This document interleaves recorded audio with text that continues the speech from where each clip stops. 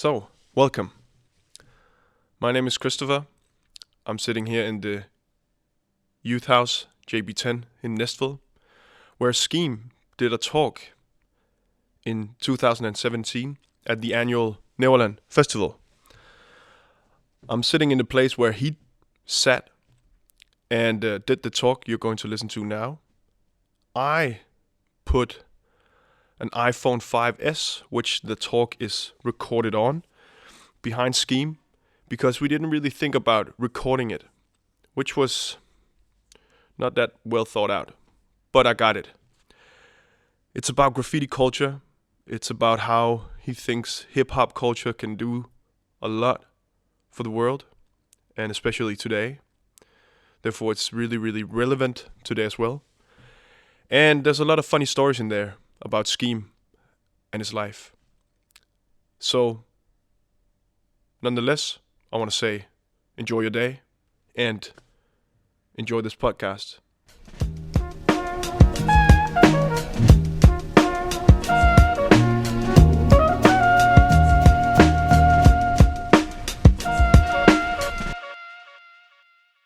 you for bringing me to your home, to your country, to your homeland.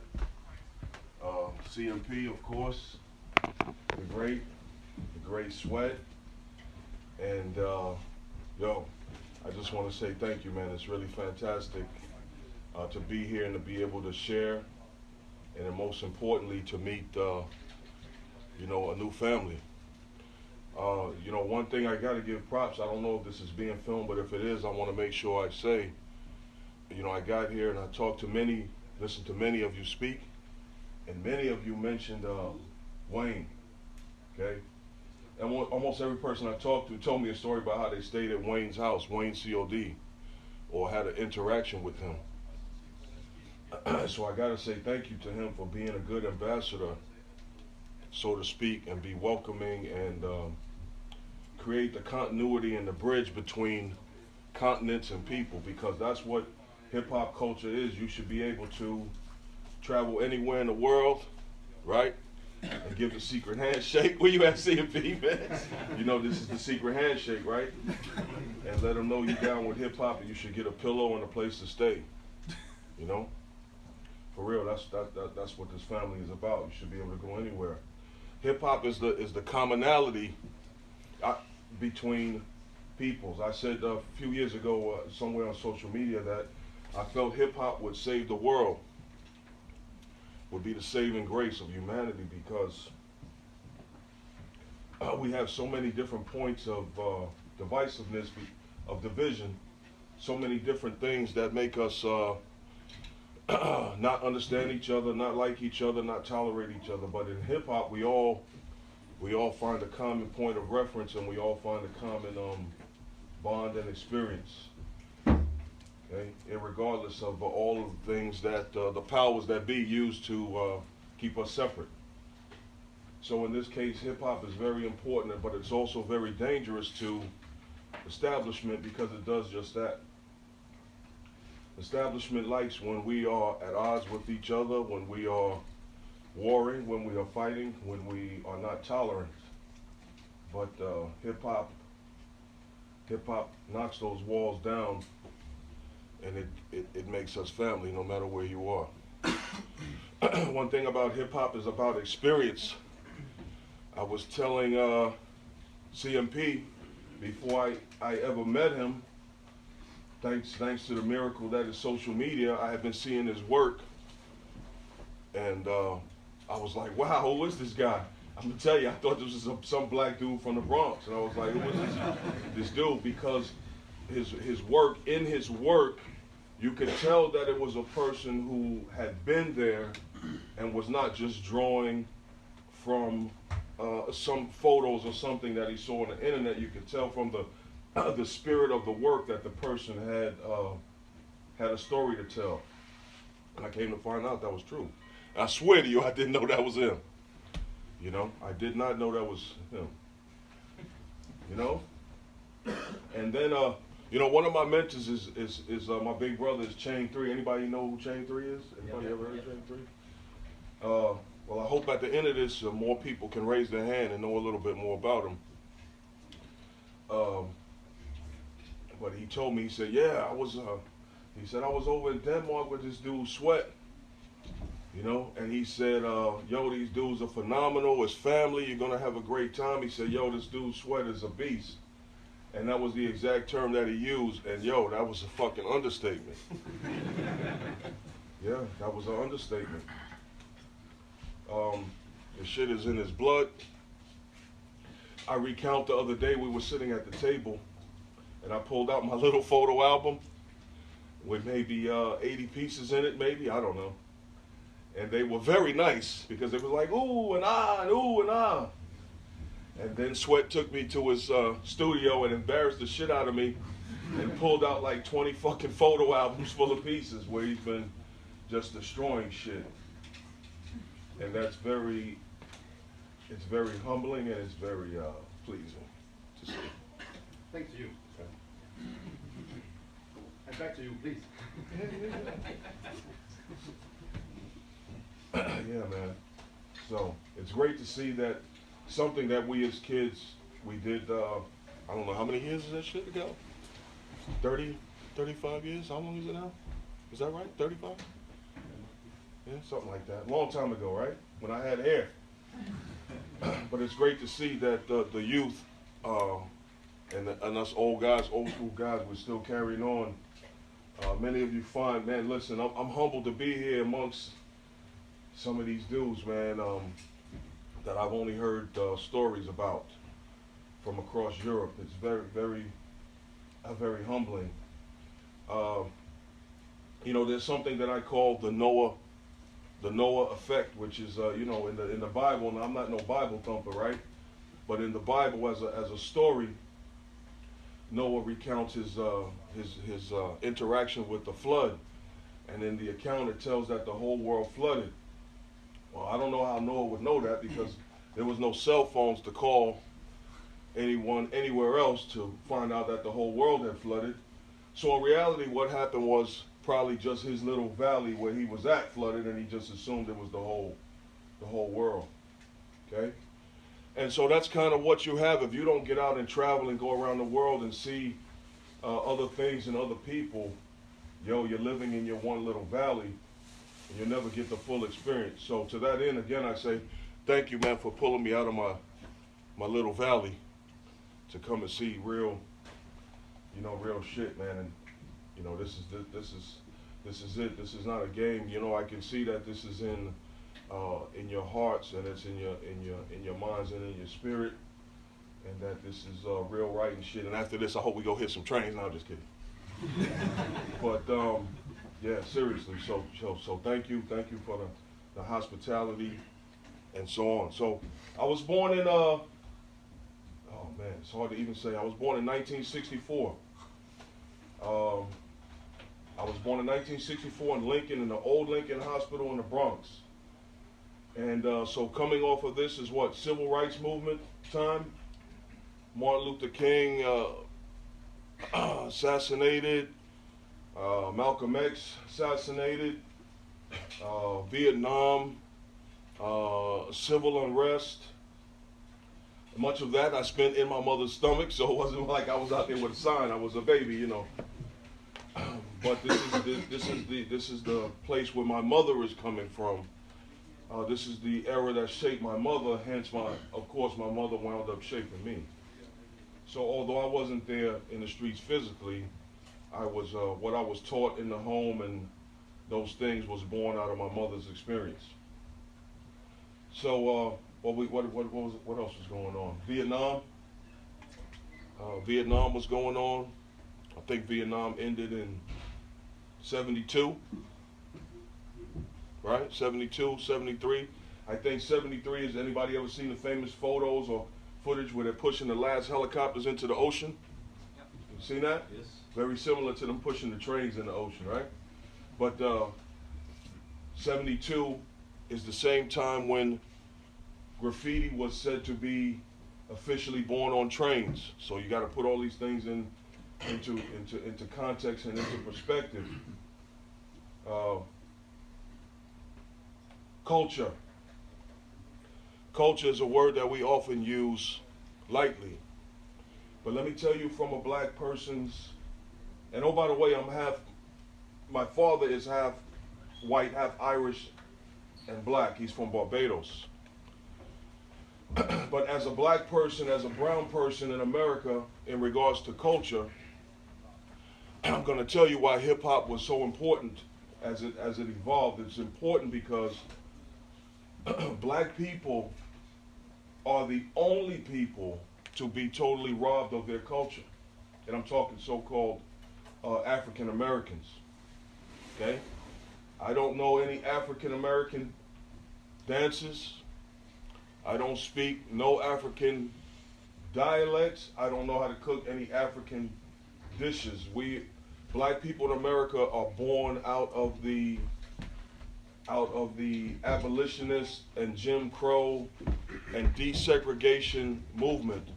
And of course, as many of you know, during slavery, all of those points of our culture were taken away. You were not allowed to speak any of the African dialects, unless under the threat of death, right? You were not allowed to worship any of your gods, and those religions and practices were replaced with Christianity, taken away. Dances were forbidden, rituals were forbidden, and hence those things were lost. And so our culture was robbed and we were devoid. I remember I used to be jealous of my Puerto Rican brothers, right?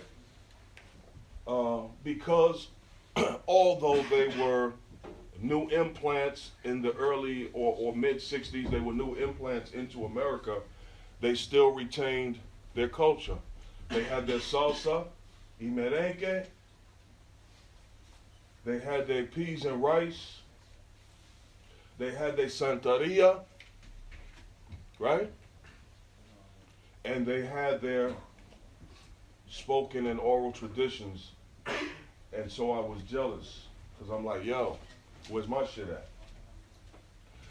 at? And so that's why hip hop became very important, because it became our culture. It became our culture that we ultimately shared again with the entire world. But it became our culture. Now I don't want to go all into the hip hop and Bambaataa thing and Bambaataa packaging and all of that. Because one thing about Bambaataa, as many of you have heard some of the controversy, is that true? Everyone knows what I'm talking about? With allegations of pedophilia and molestation. I don't know, I wasn't there. If it happened, it was disgusting. And I'm not talking about homosexuality. If you're gay, that's your business. I don't care. I'm talking about if you're using a position of authority to take advantage of younger people in a susceptible position. That's ugly. Okay? But even before, and even without, if Bambaataa would have never presented a doctrine, so to speak, packaging hip-hop into 4 core with one additional element, that being education and knowledge, that was our culture. It was the dance, it was the emceeing, which was the spoken word or oral tradition. It was the DJ, right, Typhoon? The DJ replaced what? What did the DJ replace? Anybody know? The DJ replaced the drums, right? The DJ replaced the percussionist in Afrocentric culture. These things became replacements for us. They became a new life. And the first element of hip hop is said to be writing. Okay, it is the first element. And right now there's a lot of controversy. Many places I go and people say, yo, Grandmaster Flash said writing ain't part of hip hop. Well, he's in his valley. Okay, he's talking from his valley. People they say strange shit when they get a microphone in front of them. So you got to watch me, man. If I say some bullshit, call me on it. But when people get in front of a crowd and they get to talking and they say strange shit, I'm telling you. So for Grandmaster Flash to come out and say writing is not part of hip hop, that's bullshit. How dare you?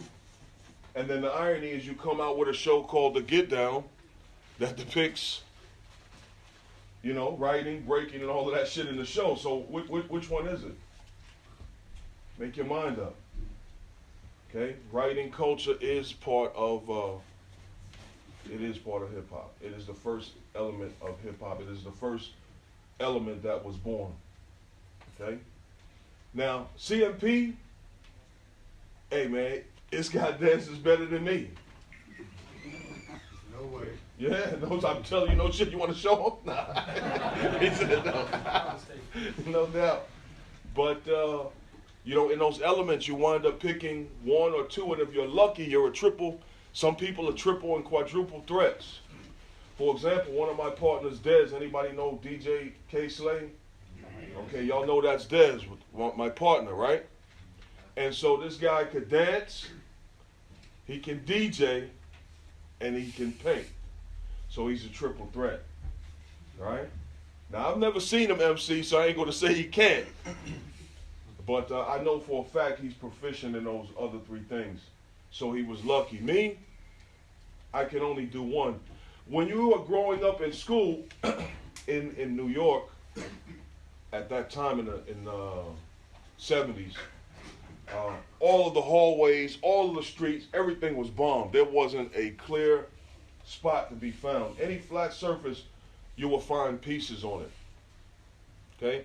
In your school, the hallways would be bombed, the steps would be bombed, your desk would be bombed. Sometimes you would battle a person on your desk.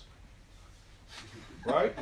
Meaning, in first period, science, I would do a piece, and then I would get up and leave, and the next period, Sweat would come in and see the shit I drew, and he would draw one right under it and battle me right on the desk.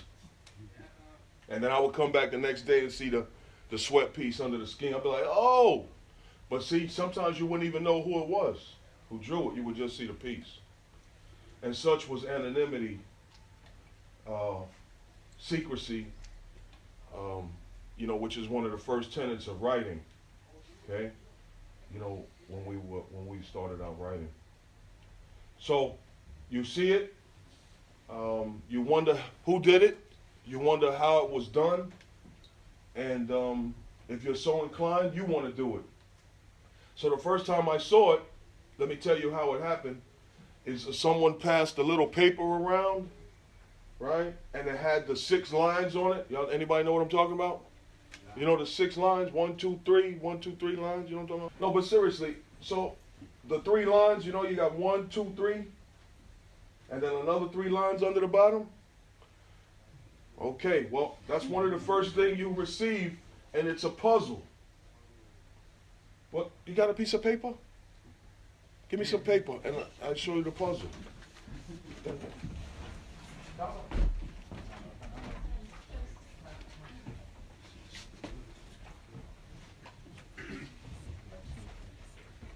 This will make it a little more simple.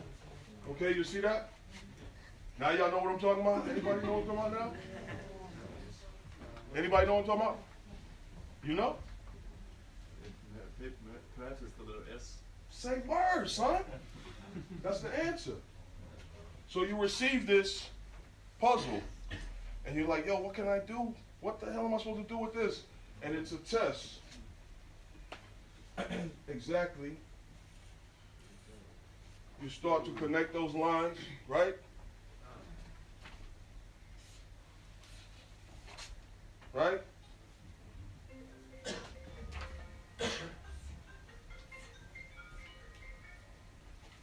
Right? And that's the first letter you receive. Okay, that's the first thing that you're taught. At least for me, that's what it was. Right? And so, once I received that puzzle, and I was taught how to do it, I was hooked. And then, of course, you know, the next natural thing is trying to figure out how to do all the rest of the alphabet, because they don't show you that shit, they just show you the S. Right? But once you learn that and you go on the quest and you get hooked, that's the spirit or foundation of letter development, is trying to figure out the rest of that what was termed diamond point letters. Okay? And so there's many ways to impress the girls. I was all right at basketball. I was all right. I was all right at dancing. I could two-step back and forth without stepping on a girl's feet. Right? But the thing I was really good at was drawing. Okay? That's what I was good at, was drawing. And so I became hooked. Okay? So let me tell you, all the way up until 1979, before I went to high school, I went to private school.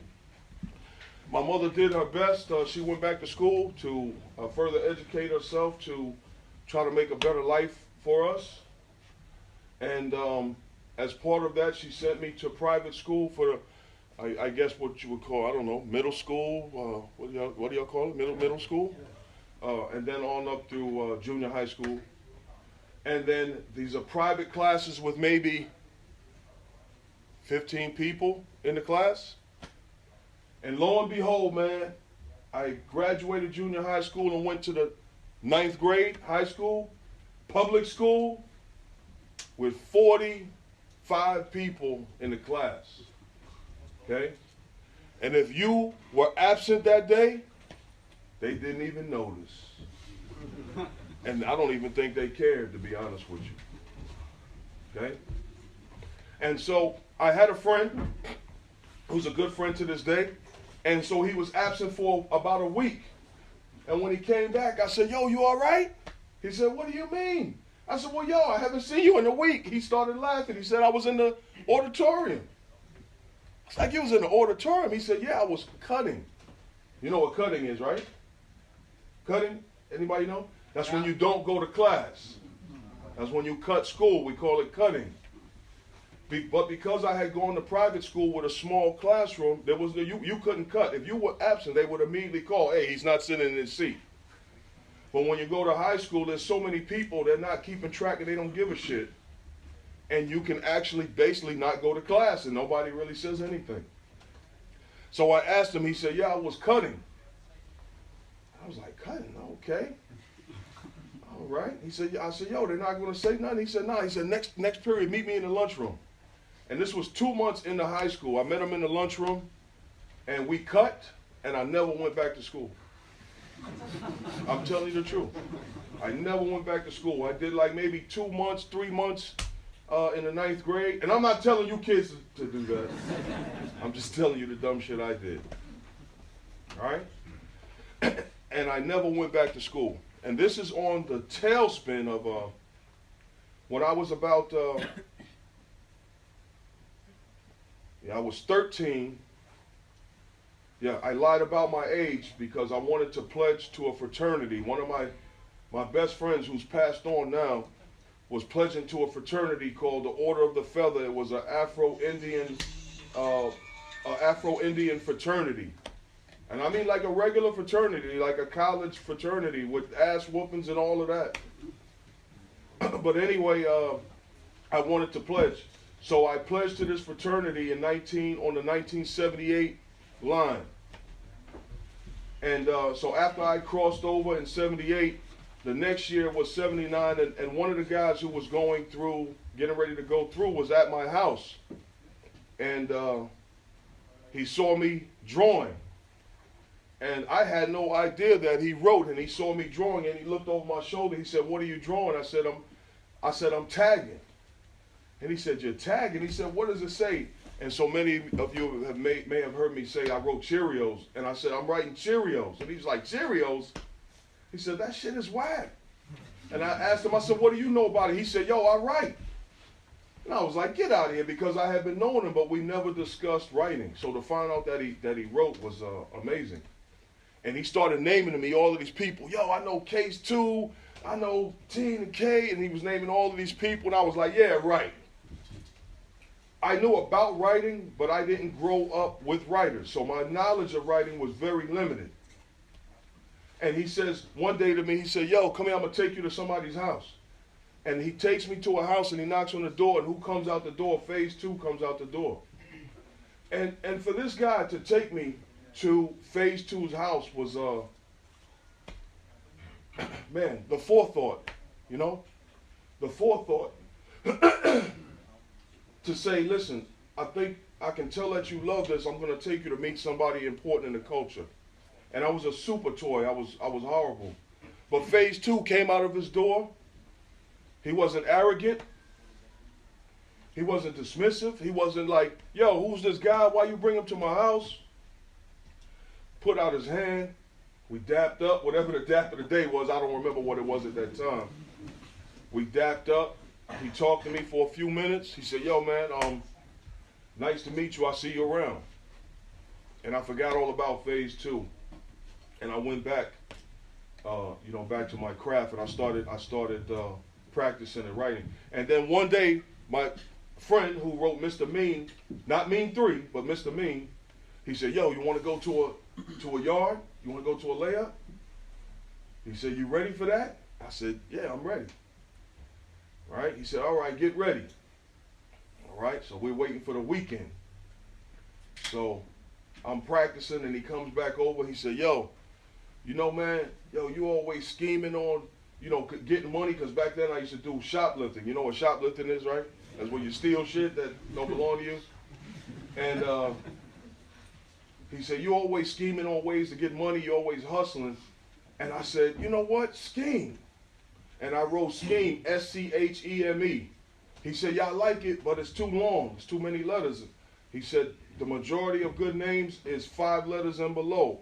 He said, there's some successful dudes with 6 letters, but listen, remember, for every letter, that's the time you're in the yard. You want to get in, you want to get out. He said, I like the name, but it's too long.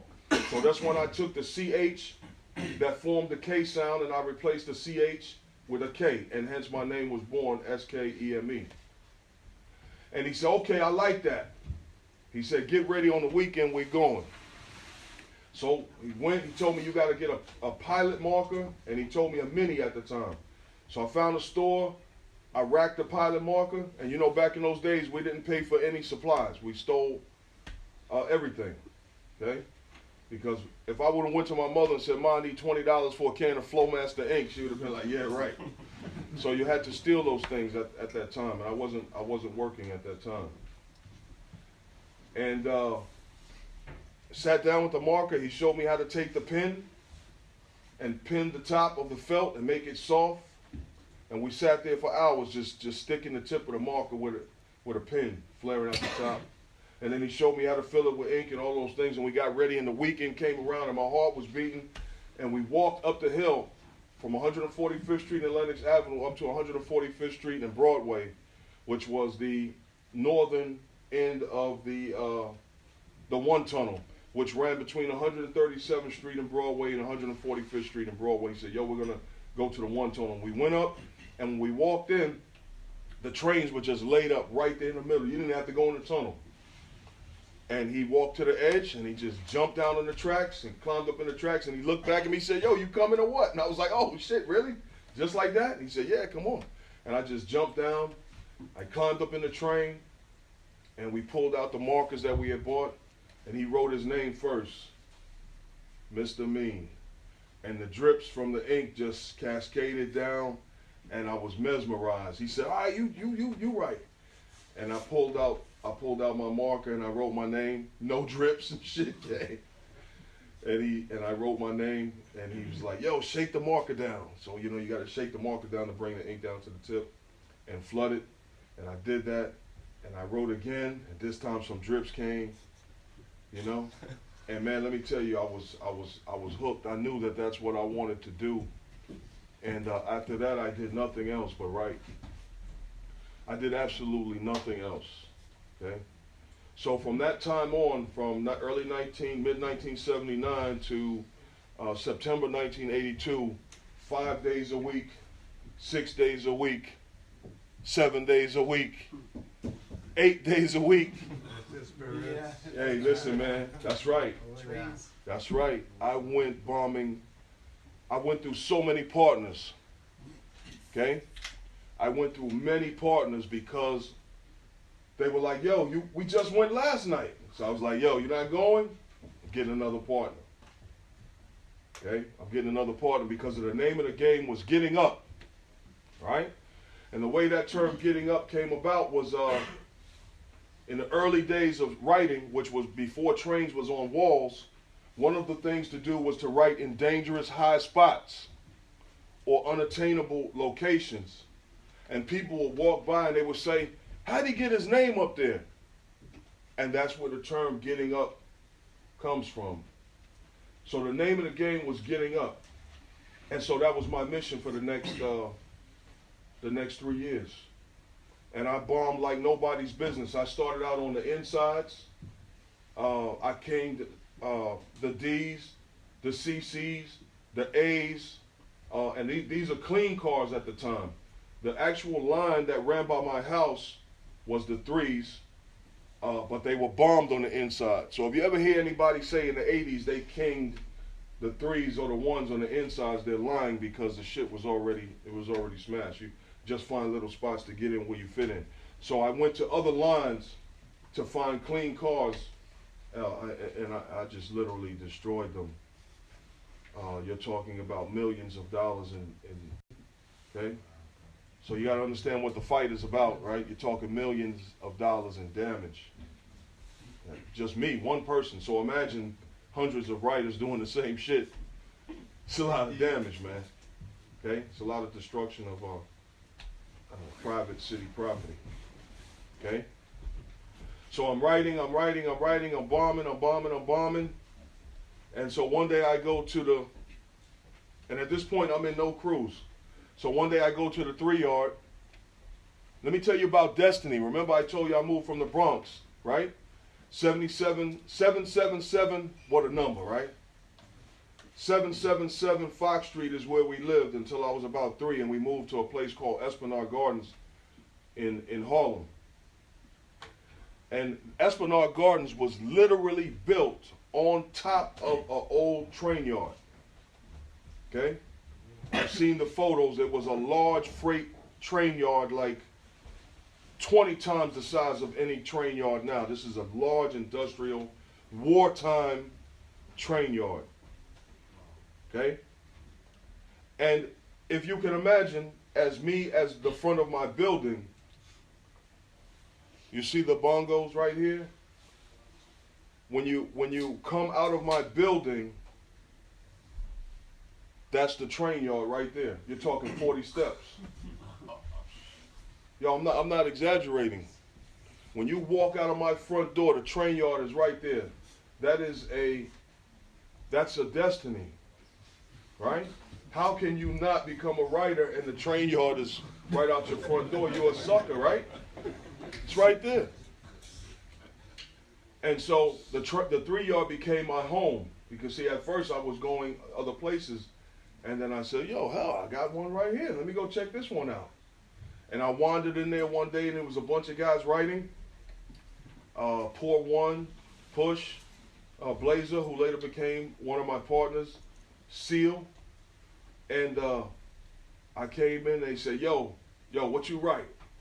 And I said, I write Skeme. And Pour, being who he was, he said, I never heard of that shit. Right? But you got to remember, at that time, I was hitting the CC's and the D's and other lines. I said, well, yeah, I write on these other lines. He said, those lines ain't shit. Okay? This is the line right here. This is the Broadway line. Because the 3's switched over to the 1's, which came outside.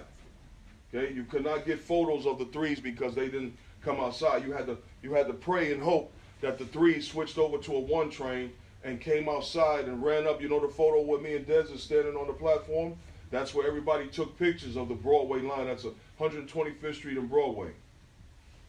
So I came and he said, yo, can you piece? And I said, yeah, but I was lying. Yeah, I was lying. I never did a piece before. He said, can you piece? I said, yeah. He said, all right, yo, meet us here next week with some paint. You're going to do a piece with my man Blazer. We're going to see. And so I went out, I racked the paint from Woolworths, a cheap store, cheap paint. It was bullshit paint. And I racked the paint. I met them there the next week. I came in the yard, and they were there. And he said, yo, you ready to do this piece? And I said, yeah. And I did, I don't know if anyone's ever seen it. It's a Skeme and Blazer, and it has a guy on one end shooting a laser gun at my name. and then there's a Charlie Brown in the middle and another character on the other end. And it was hurt, man. That thing was leaned over like that, right? But they liked it. And he said, yo, That's it 20 years ago. yeah, 30 something, bro. And he said, man, that piece is fire. He said, yo, write BGA, which is Bad Graffiti Artists. He said, you down in BGA now. BGA was the first crew that I was put in. And so, yo, it just continued on. Blazer was my first partner, but Blazer was also, he used to play ball a lot. So he was with traveling teams, and so his time was limited. And so I had to get another partner, man, because I'm going tonight, and I'm going tomorrow night, and I'm going the next night, and the next night, and the next night, and the next night, and I'm getting up. All right? And so that's how it was born. So to that point, listen, you've seen the film, you know a little bit of the background, and so yo, let's just talk like family, man. What are your questions? Come on, look, man, I flew all the way over here. Don't tell me you ain't got no questions in the blue. Yeah, can you tell a little about writer's bench? Oh, man, the writer's bench. The writer's bench is on 149th Street in the Grand Concourse. Before that, it was known as Mott Avenue. Okay? And the writer's bench is where all of the writers met. Well, it's the main place. There were other quote-unquote writers' benches, writers' corner. But the most famous was the writer's bench on 149th Street in the Grand Concourse. And this is where disputes were settled, eyes got blackened, lips got bloody, black books got taken away, style got handed out and passed down. Oh, yeah. You see in Star Wars, oh man, you see in Star Wars the scene at the bench where all of those people are there. You know what I'm talking about? With the black and white, and there's like 20, 30 people fucking around. Half of those people never even came to the bench. Okay? The word got out that there was filming, and all of a sudden people you never saw before came to the bench. Let me tell you, if you come to the bench, you had to be ready, because, like I said, this is the place where, where it all jumped off. This is the place where the masters sat. Case 2 will be up there chilling with his one arm. You know, he's just chilling on the bench. All the masters will sit on the bench or stand up on the top. The one thing they don't show you on the film is the top. There's an overpass. So right around the corner from the bench, there's steps. It's now, if you go to the city now to look at it, it's blocked off. You can't even go up there anymore. There's an elevator, and that's where all the fights took place. Out of view. And so all of the masters would hang around, and they would wait for the trains to roll by. Okay? And back in those days, you could not be a thin-skinned or sensitive person, because when your piece rolled by, you know, the old gladiator, thumbs up, thumbs down. When your piece rolled by, if it was no good, yo, they would say, yo, that shit is whack. And so that's what happened at the bench. Anything specifically you want to know about it? Skeme?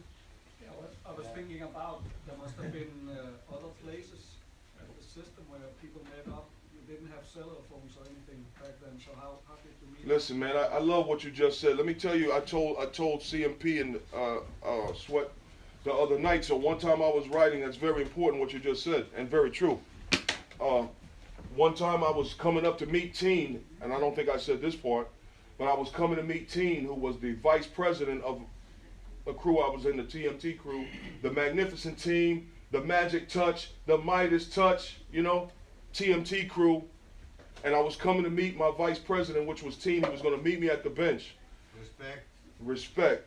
And I get on the train, and in between 135th Street and 149th and the Grand Concourse, 3 people get on, a Puerto Rican dude, a black dude, and a Puerto Rican female. And they all get on and they go to separate corners of the train. So I'm not thinking they're together. So I'm sitting down, there's just the 4 of us in the car. And you know back in those days, what goes down in the last car, right? That's where you roll your weed, you smoke, whatever you do, all of that takes place in the last car. And the last car on the 2 train on the Uptown opens up right at the bench. And you step off the train, the bench is right there. So I knew Team was meeting me at the bench. And now you go from 135th to 149th, you got to go in a tunnel because it goes under the water and crosses from Manhattan into the Bronx. When we go into the tunnel and it gets dark, the black dude gets up from his corner and he comes, stands right in front of me, like I'm sitting in the chair just like this. I got a bag with me. And he comes and stands right in front of me. He said, yo, run the bag. Run the bag. Run the bag means give me the bag. And I was like, yo, I'm not giving you shit. Then the Puerto Rican dude gets up from the other corner and he comes over. And he's like, yo, motherfucker, run the bag. And I was like, yo, you're not getting this bag. Then the female gets up. And now I realize it's a setup. They're all together. And the female comes over and lifts up her blouse and pulls out a pistol and hands it to the Puerto Rican dude who sticks it in my face. He said, yo, run the fucking bag. Okay? But the train is moving, and I know it's only a couple of minutes before we're at the bench. And what are you going to do? You really going to shoot me in between stops, right? And I knew Teen was waiting for me at the bench. So to your question,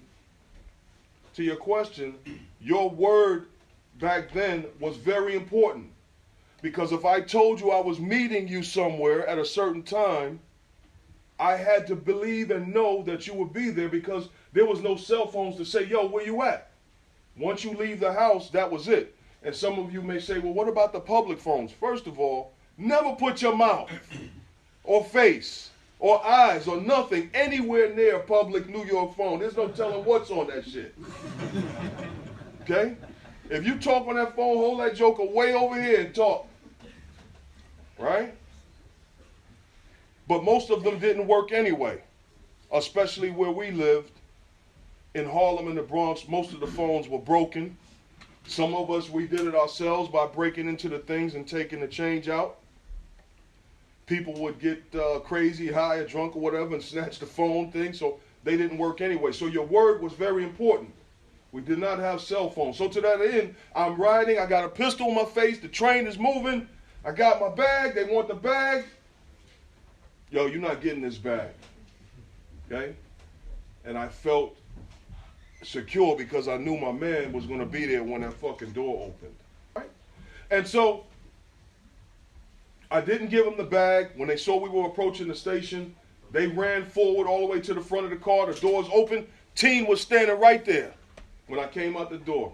And he went to give me 5, and I dapped the 5. I said, yo, they just tried to rob me. He was like, who? And I said, yo, 3 motherfuckers on the train. He said, where they at? And when you look down, you can, because they had ran all the way to the front, you could see them come out of the train, run up the steps and out of the station. I said, yo, they gone. But the moral of that story is inside that bag was my photo album. Okay? So it wasn't about money.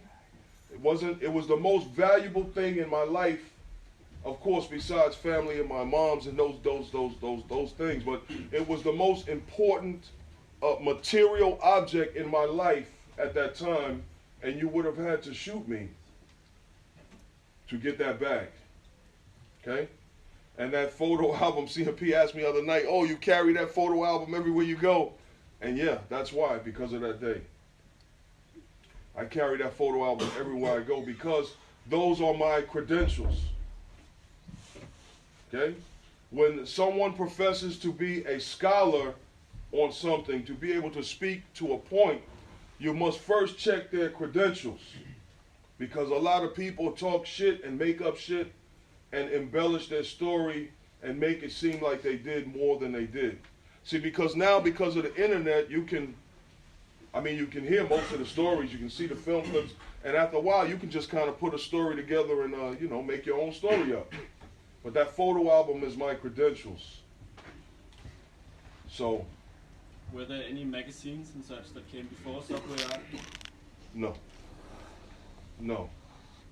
Skeme, do you have numbers of how many trains you have done to? Yeah, my estimate is and you're talking about pieces, I'm assuming. Yeah, trains, yeah. Pieces. I'm gonna say about 100. I'm gonna say maximum 120. No more than that. Counting the penny? the pen pieces in the beginning also. But never mind. I actually have one question, which is Sure. I'm sure everybody has. It's like it's the reason why I came. It's because we all like. You know, maybe you were 14 when you started this, but we are all your disciples here. And we all, you know, we don't actually know what we're doing.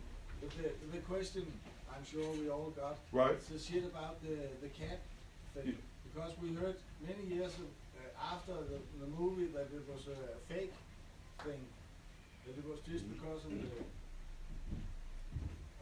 What part was fake? What about it was fake? And you know, the cat story. Nah, that's Was not it fake. planned or... Nah, that's not fake. Okay. That's real. We heard about it Yeah. was all for the movie. Nah, that's not true. Now, the one part that I did hear was semi-fake. Maybe this is the part you're talking about. The only part that I ever heard something about remotely being fake, and I hate to say this because I don't know for a fact. I really dislike repeating shit that I can't speak from firsthand knowledge or something like that. But the only thing, just to address your question, I heard was the part where Duster and Scene do the piece, and then it shows the cat throw ups over the piece.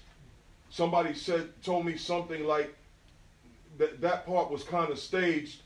Something had already gone over it or something like that, and then they just filmed the cap over it for the story. Because every story needs a love story, right? You need a villain, right? And you need a family story. So that's what Star Wars had. It had all of those elements. Cap was the villain. But as far as Cap doing what he did, being how he was, that was true. The untold story is that me and Cap, oh man, see, I don't really want to tell this part. I know, right? Well, but it's not that I don't want to tell it because I don't want to tell it because... That's why we brought you here, actually. That's the only for that one thing? Or the fuck I got to tell it then, right? You got me. But it's because some things I plan on writing a book one day before I'm dead. And so some things I wanted to talk about in the book, but I'll tell you since we're here. So, and I'm not going to tell you everything because I got to leave something for the book, but I will tell you one day me and Agent, who later became one of my partners, anybody ever seen the car Strictly Skeme Secret Agent?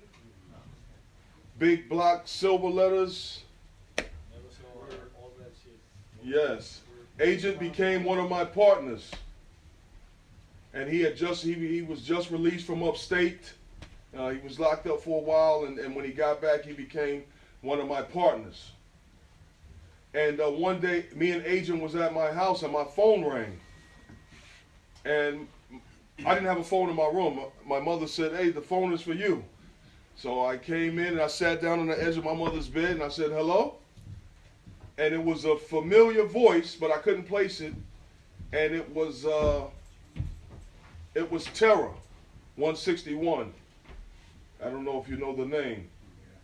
But Terra called me, and he said, "Yo, man." He said, "Yo, I want you to talk to somebody." And I was like, "Who?" He said, "Yo, man, Cap want to call a truce, man." And I was like, "What?" Because at that time we was warring, and Cap and he said, "Yeah, Cap wants to call a truce." He said, he wants to meet in the Bronx. So I said, hold on, what? So I go in the room and I tell Agent, I said, "Yo, man, you know who's on the phone?" I said, it's Terra and Cap, and I think my man Payne was there as well. And he said, "Yeah, what they want?" I said, "Yo, they want to call a truce." It was like bullshit, right? And so I went back in there and got on the phone. And I asked him because Agent was the president of another crew I was in, which was TNT. And I said, "Well, yo, what you want to do?" And he said, "Yo, let's go meet him." So I was like, "Okay." So I went back and I got on the phone. I said, "Where we meeting at?" And so he named a location up, way up in the Bronx. And we got a couple little pointy objects, I'll say. And we got on the train and we traveled all the way up to the Bronx. And we stepped off into the layup, what we call stick outs, meaning that the train stuck out the end of the layup. and we jumped down in the tracks, and it was like a movie. It was like, Warriors type shit. A bunch of them stepped out, and it was Cap, Terror, all of these guys, and it was just me and Agent. And we was like, what's up? And they was like, yo, listen. And Cap was like, yo, I don't have a beef with you. He said, yo, I just been going over shit in general. He said, but yo, I talked to Terror. Terror said y'all cool dudes and so on and so forth. And yo, I want to call a truce with y'all. Right? So this is not in the movie. Okay? So what I'm telling you about is after the filming that you see in the movie. But all of that was real. It was not staged. It was not fake. We know. Yes. Yeah. But the last time you entered the yard, did you know it was going to be your last time? Yes.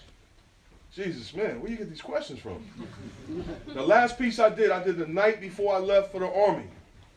After we filmed Style Wars, my mother called me in the room. She said, listen, and at this time I was totally truant. I was totally kicked out of school. I mean, I was out of school. And my mother said, listen, that's enough of this shit. I can't, you got to go. She said, you got to get out of here. You got to do something with your life. Also I had just gotten arrested. I had just got arrested, me and Agent, again. We got arrested, me, Mr. Mean, and Agent was stealing clothes in Hoboken, New Jersey. And we were successful all day. Listen, we had bags, right, of shit. And the way it works is 2 people go in the store, and the third person stays outside and guards the bags. And we rotate that. Now it's your turn, And so this time it was Mr. Mean's turn to stay out with the bags, and me and Agent. And like most dumb criminals, what we decided to do, right? Let's hit one more store. We have been successful all day. We said, yo, let's hit one more store, the last one, right? And we agreed. By now it's dark. So me and Agent go in the store. We're stealing, I know y'all don't know this shitty stuff, but because the shit'll kill you. Accent, seasoning, mayonnaise, razors. Yeah, these are things that you could take and sell back in the neighborhood. This is why we stole them. It's called money racking. Yeah, I didn't have a fetish for mayonnaise and shit, okay? It was to sell. So we had all of these things, and the way you do it is you tuck your shirt down into your pants, you pull your belt so tight you can't even breathe, and then you take the items, you stick it in your shirt like that, and then you push it to your back with your elbow. And the back of my shirt was filled with accents, spam, all kind of shit. And I happened to look up, and I see the two-way mirror slide like that. I just caught it. And I went to Agent. I said, yo, we spotted. Dump the shit. And so we're going up and down the aisles. You back up to one of the aisles. You pull your shirt out, and you let all the stuff fall out. And so we dumped all the stuff, ran to the front of the store. I hit the door, didn't budge. They locked the doors already. And the manager said, yo, there's no need. He said, the cops is on the way. And so me and Agent is like, oh, man. Agent found another door and got away. Okay? Because we were running around the store trying to find ways to get out. He found it and he got out. I didn't find the door. The cops came and arrested me. And as I'm sitting here today, I'm telling you that Agent who got away came back and told the cops, yo, I'm with him. I'm telling you the truth. Well, let me tell you about Agent, man. That's a friend that gets away and comes back and says, yo, I'm with this guy. Take me too. Okay? And so we both got arrested. We got locked up in Secaucus Boys Home. Not a nice place. A young man was raped. This is youth. This is 17 and under. While we were there, a young man was raped. They put him in segregation. And the next morning he was found hung dead in the cell, as the song goes in the message. Right? And so I remember calling my mother. You know, you get that phone call and I say, hey, Mom, locked up and click. Hello? Hello? Right? And so My mother finally got the word. I got the word to her that I was locked up when my court appearance and all of that was.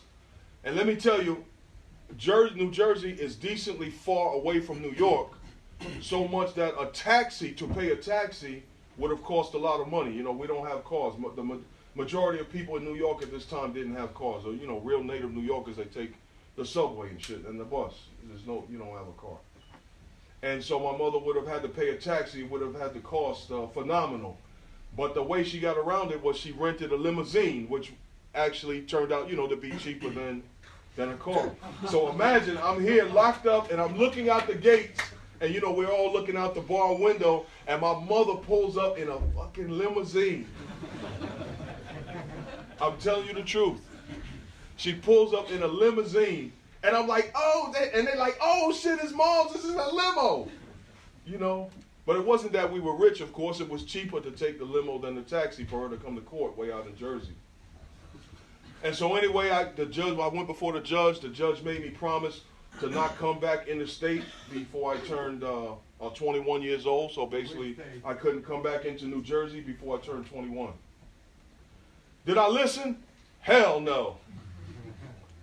Right? So I got released. But anyway, these are the things that was, you know, these were the final straws for my mother. She was like, yo, that's it. That's enough.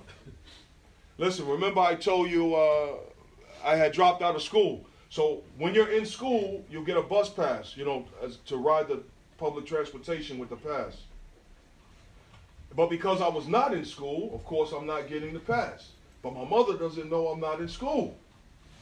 Why? Because every morning I got up like clockwork, without fail, dressed, grab a book bag, looked like I was going to school. Okay? This one particular morning, I don't remember if she was running late or I was running late. Anyway, somehow this time we wound up at the train station at the same time. And so my mother goes down, I'm right behind her, we're talking. But see, I'm so used to hopping the turnstile, you know what I'm talking about, right? Where you don't pay your fare. I'm so used to doing it that I forgot that I didn't have a bus pass or train pass. So my mother goes through, and there's everyone from the building getting ready to go to work. All of the neighbors, right? And so my mother goes through, she pays, and then I'm like, oh shit, I don't have a pass. And so she's in front of me, and I do it super slick. I pull it. She didn't even, none the wiser, I pull it. I slide right in through the thing. I slide right in without paying. And as soon as I step through, a detective grabs my arm.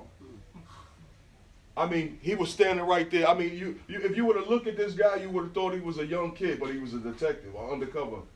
And he grabbed the arm of my shirt.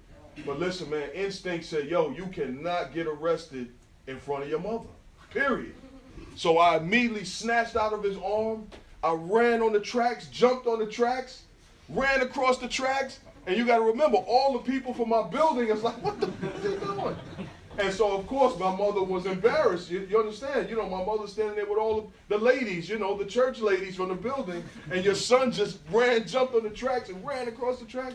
And my mother yells me, what are you doing? I said, Mom, I forgot a book. And of course, there was no books in my bag unless it was a black book with graffiti in it. It was the only books I had. But after that, it was shortly. One day I came home and my mother was sitting on the edge of the bed and she was crying. She was crying. And to see your mother cry, you know, that's worse than any torture. And I said, Mom, what's wrong? What's wrong? What's wrong? I didn't know what it was. And she was just crying, and she handed me a paper. And I looked at it, and a lump the size of this soda just came in my throat. And it said, yes, ma'am, we want to inform you that your son hasn't been in school in 100 and something days. Yeah, for real. And we're hereby formally letting you know your son is truant. And, yo, my mother could not believe that all of this time I kept from her that I was not in school. And so these are the things that my mother couldn't take anymore. And so she said, yo, that's enough. You got to go. You're going to the recruiter. To the Army recruiter, and I went down to the Army recruiter. She wanted me to sign up for the National Guard, which is, a small thing, some weekend duties and things at the time. but they offered me $5,000, and I signed up for the regular Army, and did all my paperwork, but I lied on my paperwork about some charges that I had, and so my contract became null and void, and I didn't get any money, right? Had to write me a new contract because I lied. I falsified my contract, and I didn't get any bonus money, and they altered my contract and so on and so forth, and I wound up going in the regular Army, and so that's how I left. One thing a lot of people don't understand is that my mother worked for the city of New York. She worked for the Department of Welfare for 30-something years. She retired as an office manager, but at that time she was still working. But you know, when you're a kid, you don't understand these things, and really by vandalizing and then making a film about it, I was putting my mother's job in jeopardy, because the city could have easily said, "Hey, your son is making not. Listen, I told you $1 million worth of damage. By this time, you're talking trillions of dollars worth of damage I had done. And not only are we firing you, but we're going to take the money out of your check to pay for this shit that your son is doing." So my mother was like, "Yo, that's it," and I left. I didn't see Star Wars. I went to the Army in 1982. Star Wars came out in 1983, and I was in Korea, I think, and someone sent me Star Wars in the mail. Was the first time I saw it, and I was blown away. I couldn't believe that, you know, we made it this far. You know, it was official that we were properly represented, and you know, that it would be chronicled for all time. I had to make a decision. Remember, I told you anonymity was key. So I knew once I filmed and my face was on camera that for me it was over, really. Because, you know, once they know who you are, they know where you live and all of that, it's crazy. You know, in the movie, my mother says he's the king of the yakety yak yard, right? But a lot of people think she said yakety yak yard because she didn't know the yard or what it was about it. But the exact opposite is true. She intentionally said yakety yak, not to name the 3 yard, because it was right outside the door. And she didn't want to give away our location, you know? Right? So, yeah. Anything else? Yes. I'm sorry, I get you. Yes. Can you talk a little bit about the Vandal Squad at that time? Wow, somebody just asked me that yesterday. I had absolutely no interaction, problems with, contact with, never saw, was never approached. I said maybe I didn't bomb enough, maybe I wasn't important enough. But I had zero contact with the Vandal Squad. Now, of course, I heard many stories about them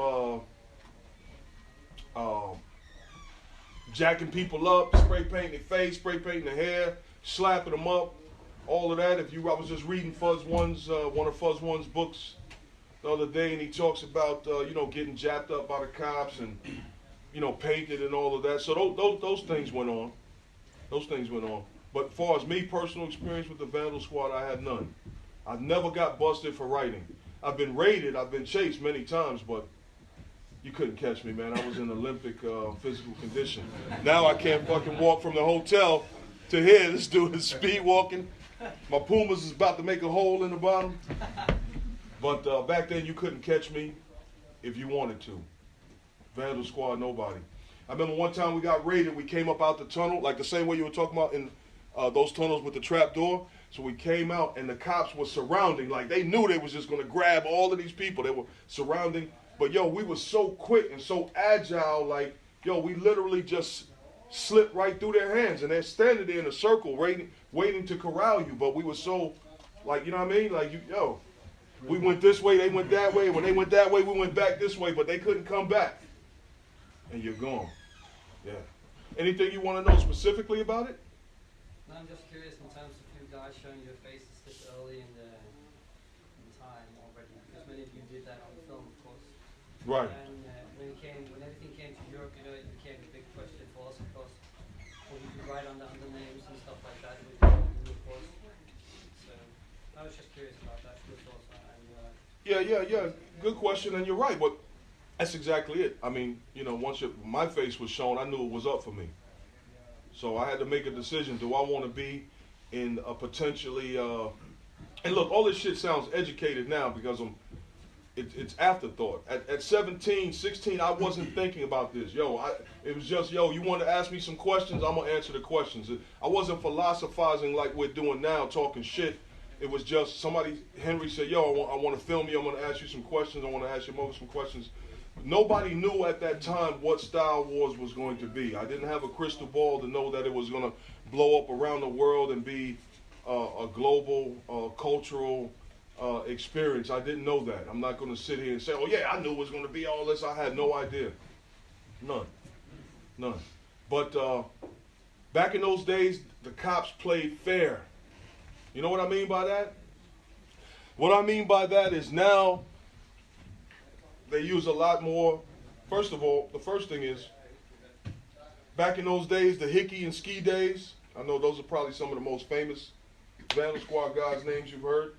In those days, they played fair. And what I mean by that is they did stakeouts. They walked the tunnels. You know what I mean? They got dirty. Now it's more, if you get caught, they threaten the shit out of you, ruin your life, get you to turn on other people and become an informant. There's cameras, surveillance cameras, motion detectors, you know all the new technologies. I don't know. Are they playing fair? I don't know. And last but not least, the penalties are much more severe now. They're felonies. The fines the monetary fines can just ruin you. Tens of thousands of dollars. You know, the average inner city kid doesn't have $10,000 to pay a fine. So you sit in Rikers Island until, you can pay restitution. And for painting, does that make sense? To send someone to jail for painting? I don't think so. What? Yes. Oh, sorry. Yeah. When did it come to your awareness, the effect that you guys made on the world in terms of what you did? It wouldn't have, for me, it would have been 30-something years later when I came back around the way. And what were your first thoughts? Well, first of all, I couldn't believe that these old dudes were still painting. I was like, yo, y'all still painting? That's crazy. And you got to remember, Chain 3 is, I'm 53, so Chain 3 is, I don't know, 5 years older than me, something like that. So he's maybe 58, I think, Sweat, about right? Yeah. So, Chain 3 is almost 60 years old and he's still painting, right? And he's still proficient, he's still nasty. That's the thing. It's not only that he's still painting, it's that he's still good at it. And so when I came home and I saw him still painting, I was in shock. I was like, yo, you still painting? He was like, yeah. And so I began to see more global influence. I remember one time I was living in Italy and I turned on the TV and it was Crazy Legs was breakdancing somewhere in Italy. I was like, oh shit. I couldn't believe it. So yeah, I was shocked that it had really went around the world. I was shocked. Well, Yes. You mentioned the Hold, classic. give me one sec, because I promised my man right here that I was going to get him next. I apologize. I catch back to that compliment. Yes, hold that, because I don't want to, I told him I was coming. Go ahead, bro. I just want to know if you at any time teamed up with Michael Davis from the TNT crew. Michael Davis? You're a funny guy, man. Now, for you to say Michael Davis, that means you know him personally. Okay? Yeah. We'll talk after this. Okay?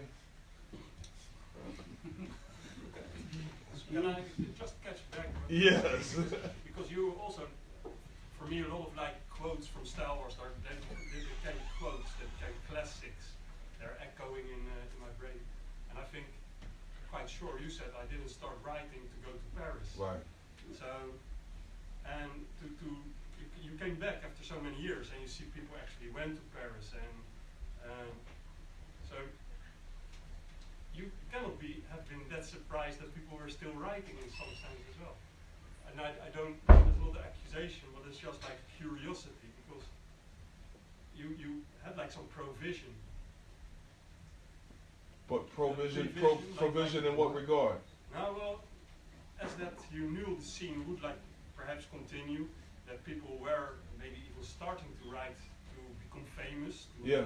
But even so, Paris is not global. Paris is one location.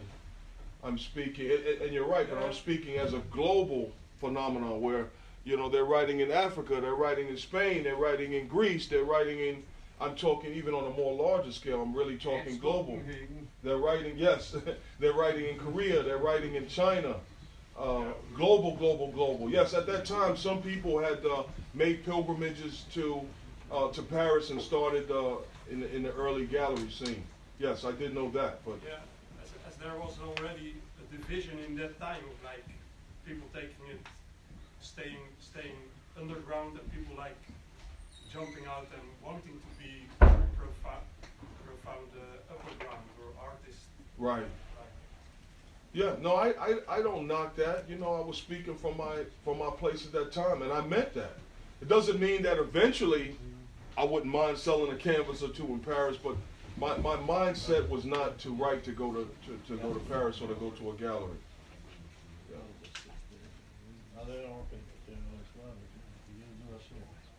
Yes? Steve, Okay. I just want to say, in my life, you are true legend. You are one of the reasons why I'm doing the theater things, all these things. Wow. It somehow saved my life.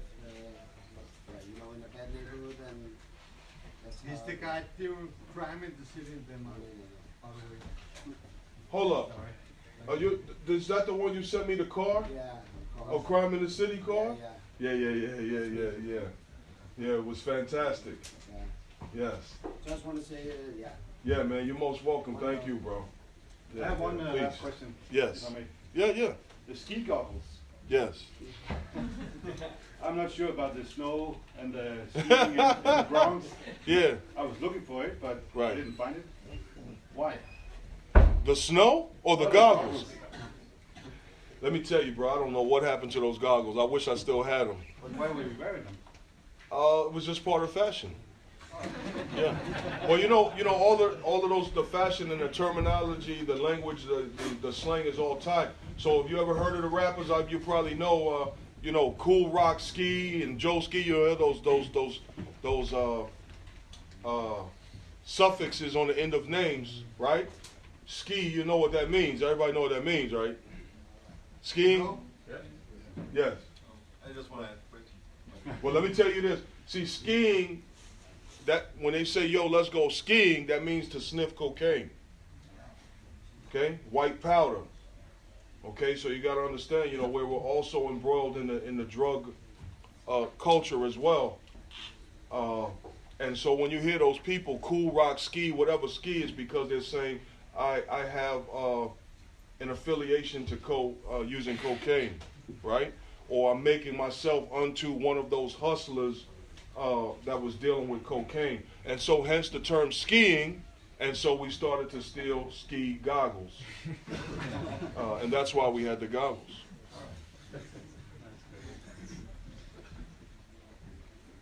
Anders? Yeah. Sure. Yes.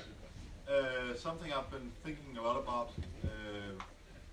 after many years being interested in the whole history of graffiti, and also the way that all are here are seeing this book, like Subway Art and the Star Wars film, as a document and a truth in a way that have set the whole culture over in Europe and all around the world.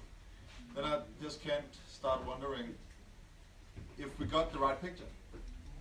I mean, it's only two persons, or it's a lot of persons in the film that have made this whole like production, and also they also needed drama and all that stuff. But right. Is it a valid document of a time that you could call your youth in a way? I mean, you are the one who knows because you were actually there. You were there before the film, and you were there many years after the film, and also after the camera was turned off. Right. I mean, is it a real?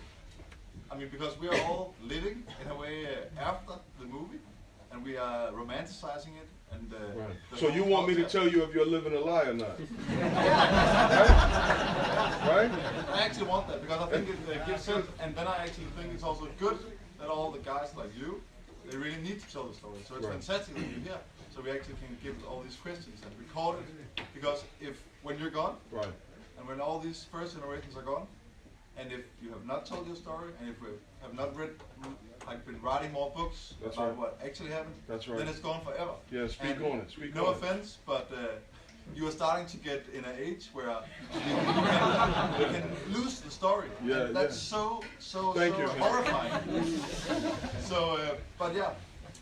Listen, you get man. the right picture. One thing my elders told me, and by my elders I mean T-Kid. Before I came over here, you know, I spoke with T-Kid and I spoke with Shane. And T-Kid said to me, and I quote, "Yo, man, they don't like when you air dirty laundry over there, man. So don't air out the dirty laundry."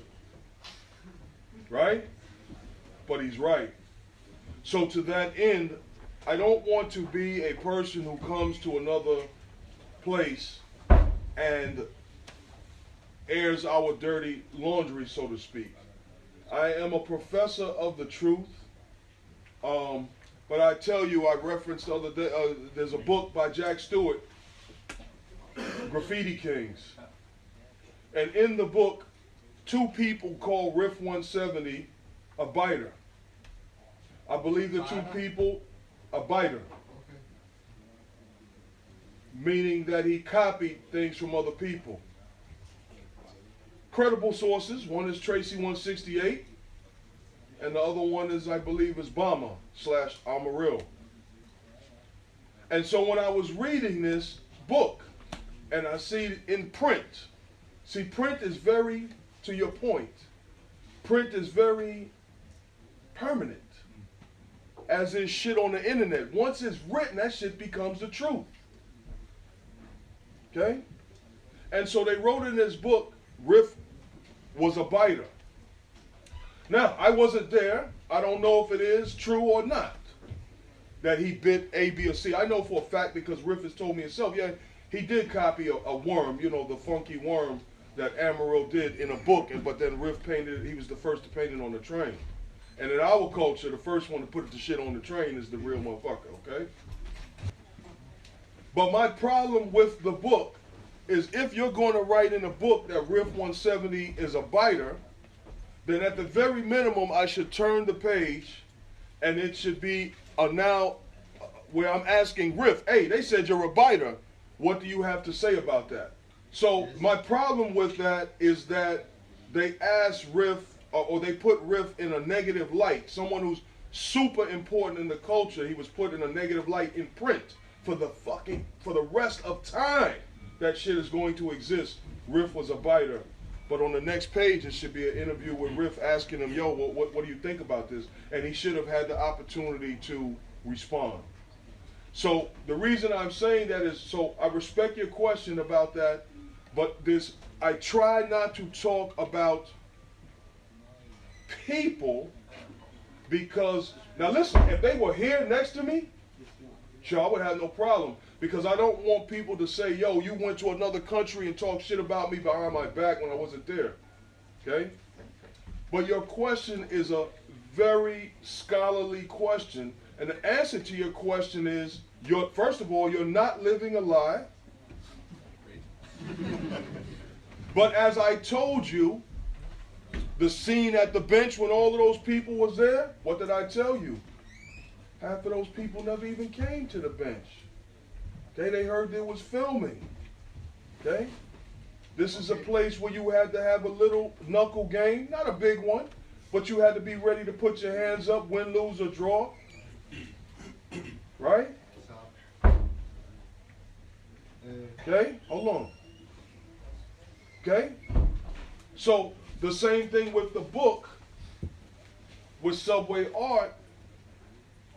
Obviously, if they took a picture of it, what you got to understand is at that time when these movies and the books were made, these are the people who were up at that time, whose shit was running at that time. It doesn't mean they were the end-all, be-all.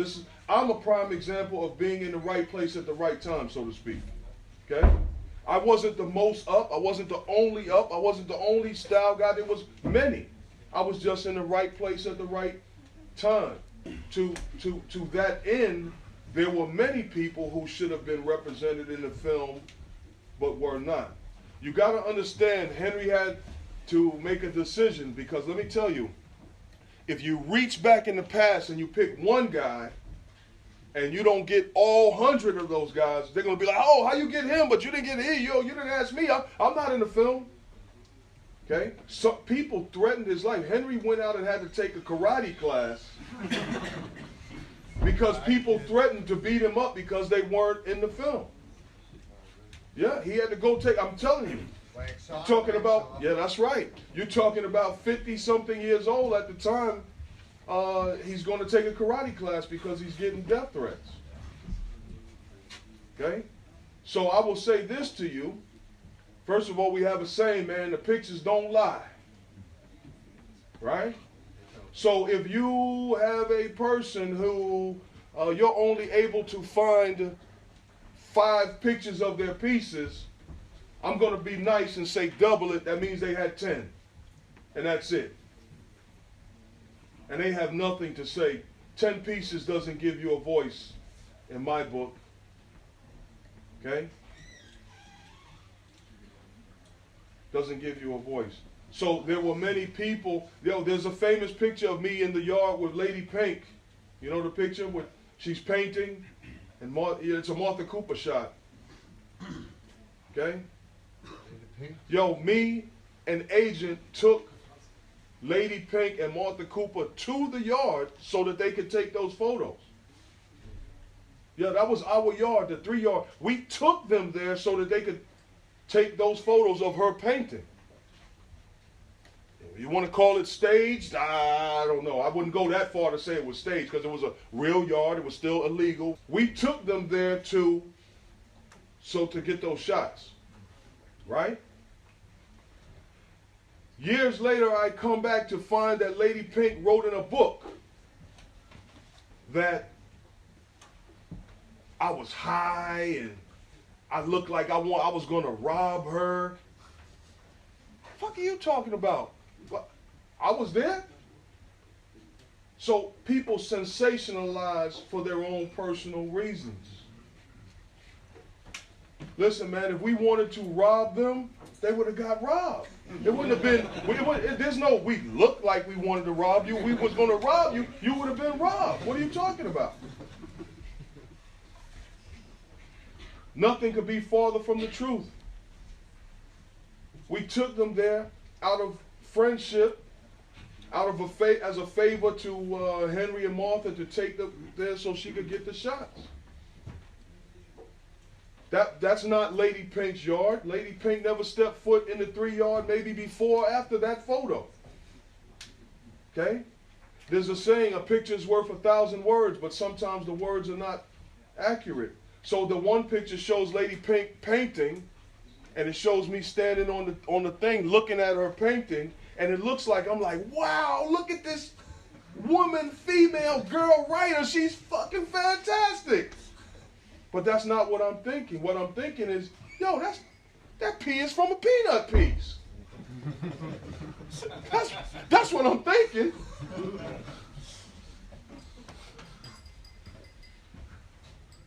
Right? So there's truths, and then there's in-betweens, the lines and all of that. That's right. And that's why this is very important. But you're not living a lie. You're not living a lie. You know, Cat was real. What you saw was real. All the shit we talked about and did was real. It was real. It was real. Yes. Do you think anybody was overlooked in that era? Oh yeah, many people, man. That should have been in the movie? Yeah, many people. Many. Oh man, I tell you what, you name some names and I'll say yes or no. Like Skeme. Well, he was in the movie. Testing me, man. Now you naming Michael Davis and now you going Black Scene, man. Who is this guy, man? For those of you that don't know, Michael Davis is actually Cess 157, the guy who's sitting with me on the top of the key food thing where at the beginning where he says, yo, man, what you do last night? That's Michael Davis. But we got to talk after this, man. But Scene was in the movie. He was in the movie. I think we could listen to you like for the rest of this weekend. Yeah, oh, And then I couldn't talk that long. Still be anxious to get the book, see all the photos. So yeah, let's put our hands together.